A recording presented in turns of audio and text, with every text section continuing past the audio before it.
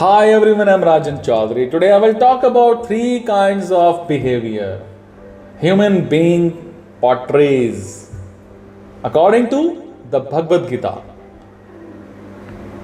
Shlok chapter number 14. There are three kinds of attributes which human beings are found to possess and portrays in their day-to-day living. These attributes are responsible to propel and shape all kinds of human actions, behavior, and emotions. Sattvic Gun. You know about this? Leads to happiness. The Sattvic Guna, which orients humans to lead a full love, full joy and happiness. People with these attributes are always in a state of bliss and lives life to its fullest. This trait is often found in a wise person who values their life and act to ensure they are reflecting the same in their surroundings. If I talk about Rajasic Gun, leads to action and attachments. This Rajasic characteristic is responsible for humans to attach themselves to the actions which can amass luxury too, fulfill their ever-growing demands and desires. These kind of people always gets gratifications from the outcome of their deeds and extracts happiness out of it. It's an attribute which lead to actions. And another is Tamasic Gun, leads to misery. This tamasic trait overclouds wisdom and impels one to sloth and live in ignorance.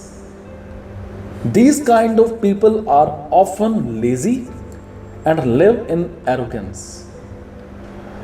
People with this nature are always self-centered and gives too much importance to I. They feel everyone around is a fool and they are the only one who act right. They lack empathy and wisdom to embarrass the people around everything and often live their life in ignorance. So what's the summary? The whole essence of given Gita shlokas is that if you need to fully enjoy your life and act wisely, you can't live in ignorance. You have to be inclusive. You have to be empathized. You have to be a team player.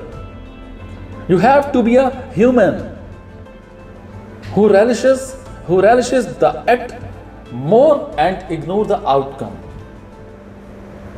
If you are too much self-centered and possessive of accumulative stuff, you will often be miserable in your actions.